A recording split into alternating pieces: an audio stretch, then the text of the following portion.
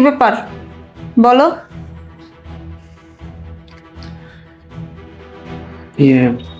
মানে কি বাবা কিছু বলবি? এই বলছো না কেন? তোমার ঘরের থেকে কি পড়ায় নিয়ে আসলাম বলো। দেখো নেহা, তুমি বিষয়টা যতটা সহজভাবে বলছো, বিষয়টা কিন্তু এতটা সহজ না। ওনারা আমার বাবা মা, আমি এত সহজভাবে বলতে পারছি না। ও আচ্ছা, তুমি বলতে পারবা না, ঠিক আছে। তুমি যে হয়তো বলতে পারবা না, তাহলে আমিই বলে দিচ্ছি। এই যে শোনেন, আপনারা জানেন না আমি আপনাদেরকে সহ্য করতে পারি না। আপনার ছেলে যদি এই বাড়িতে আপনাদেরকে রাখে, তাহলে আমি আপনার ছেলে সংসার করব না, আমি এই বাড়ি ছেড়ে চলে যাব। ডিসিশন আপনার ছেলের কাছে। এখন আপনার ছেলের ডিসিশন নিক, আপনার ছেলে কি করবে। এই বাড়িতে আপনাদেরকে রাখবে নাকি আমাকে রাখবে?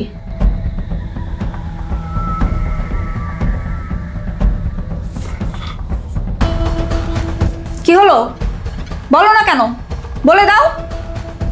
নেহা, ওনারা আমার বাবা মা, ওনারা বৃদ্ধ হয়ে গেছে। এই বৃদ্ধ বয়সে যদি আমার বাবা মাকে আমি বৃদ্ধাশ্রমে দিয়ে আসি, তাহলে সমাজের লোকজন কি বলবে?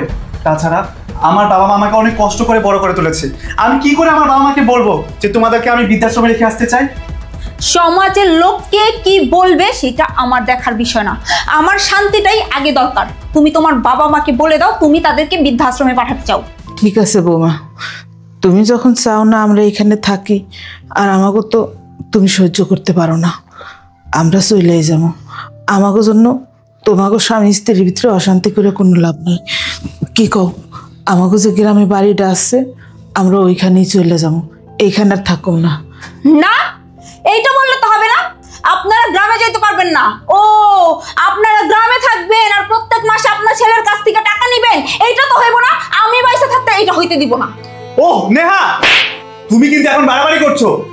এই এই, তোর এত বড় সাহস, তুই আমার গায়ে হাত তুললি? হ্যাঁ, তুই আমারে থাপ্পড় মারলি? তুই ভুলে গেছস আমি কে? আমার ভাই একজন পুলিশ অফিসার। আমার গায়ে হাত তোলার অপরাধে তোর নামে আমি মামলা করব। তোদের আমি জেলের ভাত খাওয়াই ছাড়বো। তোদের 14 গোষ্ঠীর নামে আমি মামলা করব। বৌমা থাক, আমাদেরকে নিয়ে সংসার অশান্তি করো না। এই বয়সে জেলের ভাত খাওয়াতে গ্রামে গিয়া নাগাই থাকো, সেটা অনেক ভালো। আর আমি তোমার কথা দিতেছি, আমার ছেলের কাছ থেকে আমার একটা টাকাও নিব না। তুমি কি কও?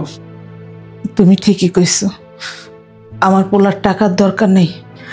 আমরা চাই আমাকে পোলা যেন সুখে থাকে।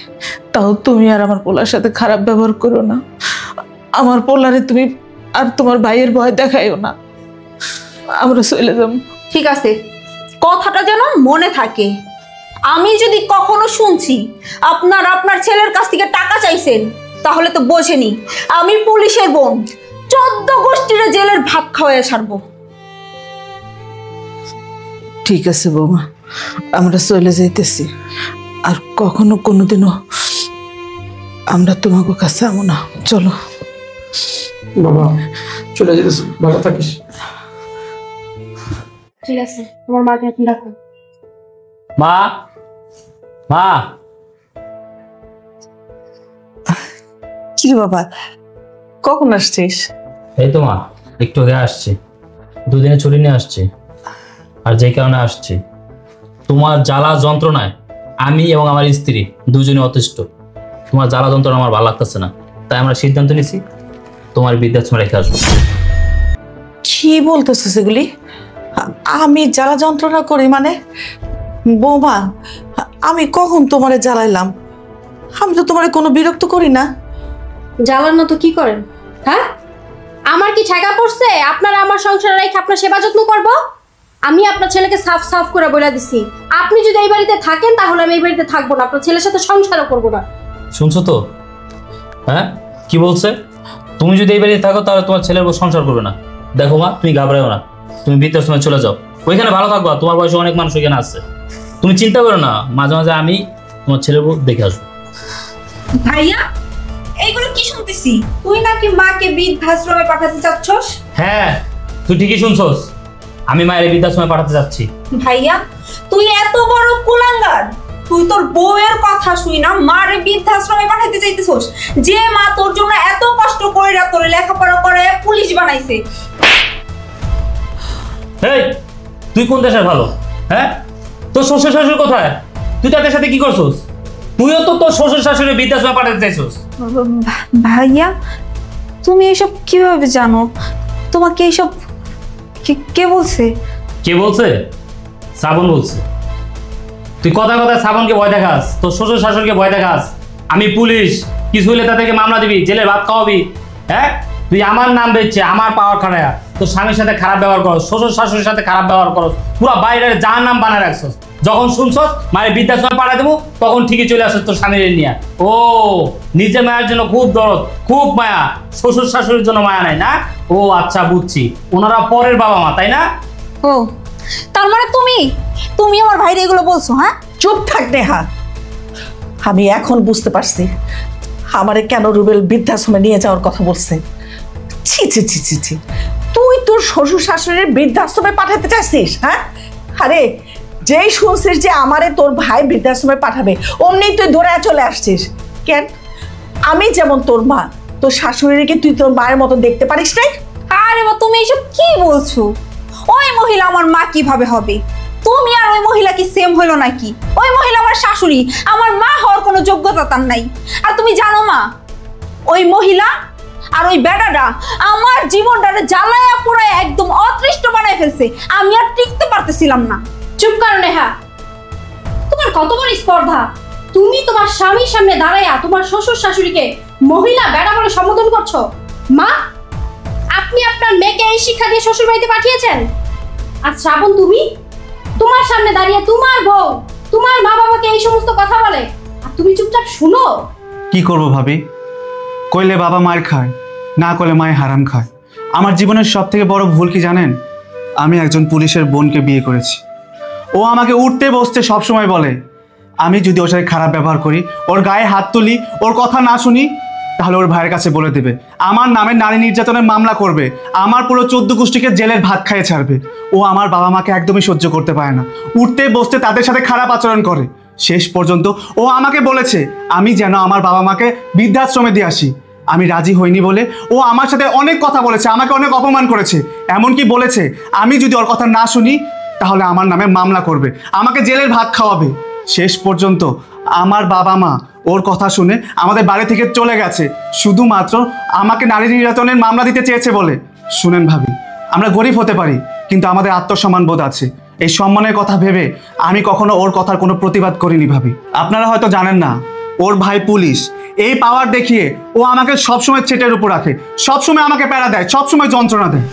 তুই বুঝতে পারছস? তুই তোর শ্বশুর বাড়িতে আমার অবস্থানটা ঠিক কোথায় নিছস? তারা আমাদের সম্পর্কে কি ধারণা নিচ্ছে? আমি আমার ক্ষমতার অপব্যবহার করি। তুই আমার ফ্যামিলি এবং আমার এই ইউনিফর্মের সম্মান নষ্ট করছস। ঠিক আছে, যেহেতু তোর শ্বশুর শাশুড়ি তোর সহ্য হয় না, তোর ওই বাড়ি যাওয়া দরকার নাই, ওই সংসার তোর করা দরকার নাই। তোর বিয়ে দিয়েছিলাম যেন তুই সুখের সাথে থাকস, ভালোভাবে সংসারটা করতে পারস, কিন্তু তুই সেই মেয়েই না। তুই এই বাড়ি থাক, তোর আর ওই বাড়িতে যাওয়া দরকার নেই। আর ভাই শ্রাবণ, তুমি আমাদেরকে মাফ করে দাও। আমি আমার ফ্যামিলির পক্ষ থেকে তোমার কাছে মাফ চাইতেছি। আমার বোন যে তোমার বাড়ি থেকে এরকম অশান্তি করে আমরা জানতাম না, তুমিও কখনো বলো নাই। যাই হোক, প্রত্যেকটা মানুষেরই ভালোভাবে বাঁচার অধিকার আছে। তুমি আমার বোনকে আমাদের বাড়ি রেখে দাও। আম্মা, আপনি আমাদের কথা কিছু মনে করবেন না। আসলে নেহা ওর শ্বশুরবাড়িতে কি করে সেগুলো আপনাকে বোঝানোর জন্যই আপনার ছেলে আর আমি প্ল্যান করে আপনাকে বৃদ্ধাশ্রমে রেখে আসার কথাগুলো বলছি। না মা, আমি কিছু মনে করি নাই। আসলেই তো আমার বৃদ্ধাশ্রমেই যাওয়া উচিত। যে মেয়ে কিনা তার শ্বশুর শাশুড়ির বৃদ্ধাশ্রমে পাঠাতে চায়, আমি তো তার কোনো শিক্ষাই দেই নাই। আমার আসলে বৃদ্ধাশ্রমেই যাওয়া উচিত। তোমরা আমার বৃদ্ধাশ্রমেই পাঠায় দাও। না আম্মা, আমি আপনাকে কোনো দিনও বৃদ্ধাশ্রমে রেখে আসতে বলবো না, কারণ আপনি আপনার মেয়েকে শিক্ষা দিয়ে শ্বশুরবাড়িতে পাঠাতে না পারলে কি হবে? আমার বাপ মা আমাকে যথেষ্ট শিক্ষা দিয়েই শ্বশুরবাড়িতে পাঠিয়েছে। মা, ভাইয়া, আমি ভুল করছি, তোমরা প্লিজ আমার মাফ করে দাও। আমার ভাই পুলিশ অফিসার, এই জন্য আমি সব সময় আমার স্বামী, আমার শ্বশুর শাশুড়ি সবাইরে ক্ষমতা দেখাইছি। আমি সব সময় আমার স্বামীরে থ্রেট দিছি, আমার শ্বশুর শাশুড়িরে থ্রেট দিছি। মা, তোমরা আমার মাফ করে দিও। শ্রাবণ, আমি তোমার সাথে অনেক খারাপ ব্যবহার করছি, আমার শ্বশুর শাশুড়ির সাথে আমি অনেক খারাপ ব্যবহার করছি। বিশ্বাস করো, আমি আর খারাপ ব্যবহার করব না কারো সাথে। মা, ভাইয়া, আমি তোমাদের বাড়িতে থাকতে চাই না। আমি আমার শ্বশুর বাড়িতে ফিরে যেতে চাই। আমি আমার শ্বশুর শাশুড়ির স্বামী নিয়ে ওই সংসারে থাকতে চাই। প্লিজ তোমরা আমারে মাফ করে দিও। আমার জন্য তোমাদের অনেক অপমানিত হতে হলো। তুমিও আমার মাফ করে দিও। চলো। শোন নেহা, মেয়েদের বিয়ের পর তার স্বামীর বাড়ি হচ্ছে আসল বাড়ি, তার স্বামীর পরিচয় হচ্ছে আসল পরিচয়। তোর বাবা শিল্পপতি না কোটিপতি, তোর ভাই পুলিশ অফিসার না বড় র্যাঙ্কের কোনো অফিসার, এগুলো দিয়ে কোনো কাজ নেই। ওই বাড়িতে তোর স্বামীর পরিচয়, তোর স্বামী কি করে, সেটাই হচ্ছে তোর আসল বিষয়। আর একটা কথা মনে রাখিস, ওই বাড়িতেই তোকে থাকতে হবে। এই বাড়ির কোনো কিছুর ক্ষমতা ওই বাড়িতে দেখানো যাবে না। সবচেয়ে বড় কথা হচ্ছে, একটা মেয়ের যখন বিয়ে হয়ে শ্বশুরবাড়িতে যায়, সে যেমনই থাকুক, তার শ্বশুর শাশুড়ি, তার স্বামী, তাদেরকে নিয়ে সারা জীবন পার করতে হয়। আরেকটা কথা, তোকে আমরা খুব আদর করে এই সংসার থেকে লাল শাড়ি পরিয়ে বিদায় করেছি। তোর যদি ওই সংসার থেকে কোনোদিন বের হতেই হয়, তাহলে সেটা হবে সাদা কাফনের কাপড়। কথাটা যেন অবশ্যই মনে থাকে। হ্যাঁ মা, বুঝতে পারছি। আমি আমার জীবন আর কোনোদিন আমার শ্বশুর শাশুড়ি স্বামীর সাথে খারাপ ব্যবহার করব না। বাবা শ্রাবণ, যাও বাবা, ভিতরে যাও, আমাদের সাথে খাওয়া দাওয়া করে তারপরে যাও। না মা, আমরা আর ভেতরে যাব না। আমি এখন এইখান থেকে গ্রামে যাব। গ্রামে গিয়ে আমার শ্বশুর শাশুড়িকে ফিরে নিয়ে আসব। আমরা সবাই একসাথে থাকবো। চলো। আসি মা, আসি ভাইয়া। ঠিক আমি আছে আসি। বাবা, চলো। ভালো থেকো। এই না হলে আমার বুদ্ধিমতী বউ। আমি খুব খুশি হয়েছে বৌমা।